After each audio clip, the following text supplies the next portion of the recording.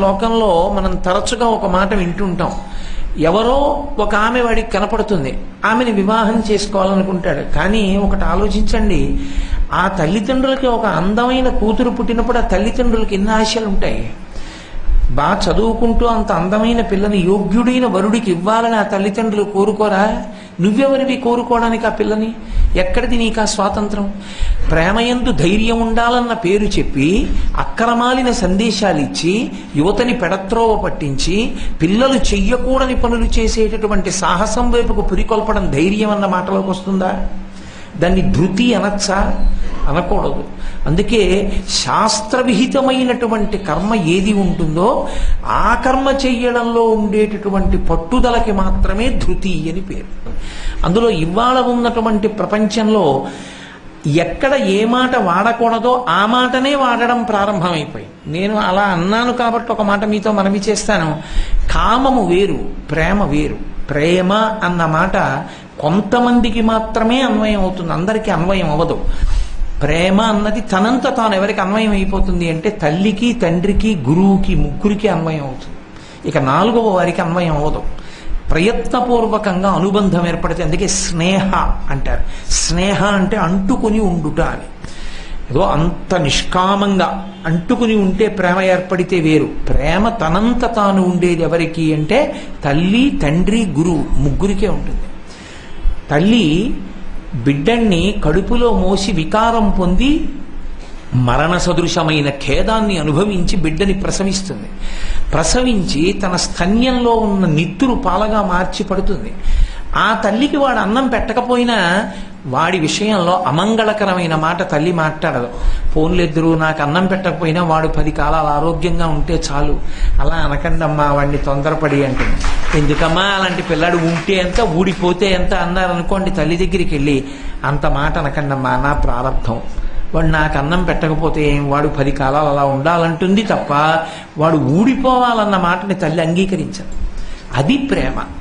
తండ్రి తనకున్నదంతా అమ్మేసి కొడుకుని చదివిస్తాడు. ఆ కొడుకు ఏ అమెరికాయో వెళ్ళి చాలా గొప్ప వృద్ధిలోకి వచ్చి 4 కార్లు కొనుక్కున్నానని అక్కడి నుంచి ఉత్తరం రాస్తాడు.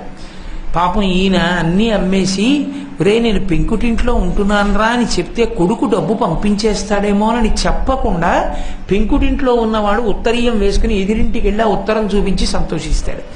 తను కారు కొనుక్కున్నాడా, తను సంతోషంగా ఉన్నాడా? కొడుకు వృద్ధిలోకి వస్తే తండ్రి పొంగిపోతాడు. నాకు ఇది కావాలని తండ్రి అడగడు. అందుకే తండ్రిది ప్రేమ.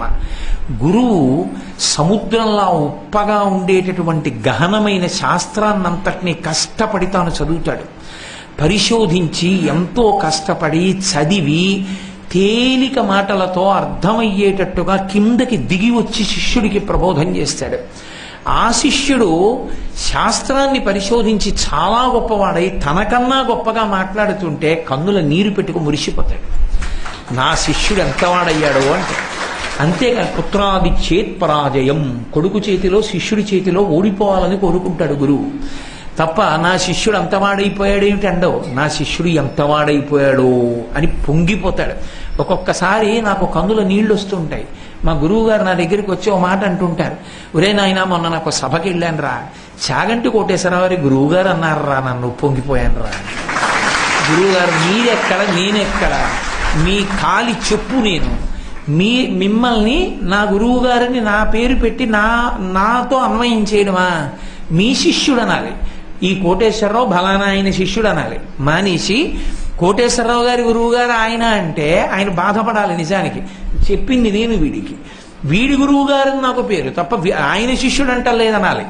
ఆయన ఎంతో సంతోషంగా ప్రయత్నపూర్వకంగా వచ్చి నాకు ఆ మాట చెప్పి పొంగిపోతుంటారు. అది గురువు అంటే. కాబట్టి ఈ ముగ్గురిది ప్రేమ. అంతేకాని నాకే దక్కాలని ప్రయత్నించింది కామము తప్ప ప్రేమ కాదు. అది నాకే దక్కాలన్నాను అనుకోండి, దక్కితే నాకు దక్కాలి, నాకు దక్కకపోతే అది ఉండకూడదన్నాను అనుకోండి, వివర్ణం చేస్తాను, పాడు చేస్తాను అన్నాను అనుకోండి, అప్పుడు అది కామము. అది వెర్రితలలు వేసిన కామము. కామము అన్న మాట వాడవలసిన చోట ప్రేమ అన్న మాట వాడారనుకోండి, ఎన్ని ప్రమాదాలు వస్తున్నాయో మీరు చదవట్లేదా? ఒక్క మాటని తప్పుగా వాడితే అన్ని ఇబ్బందులు వస్తాయి. ఎక్కడ ఏ మాట మాట్లాడాలో ఆ మాటే మాట్లాడాలి. అంతేకాని ఒక మాటని తీసుకెళ్లి ఒక చోట పెడితే లేనిపోని ప్రమాదాలన్నీ వస్తాయి. కాబట్టి ధృతి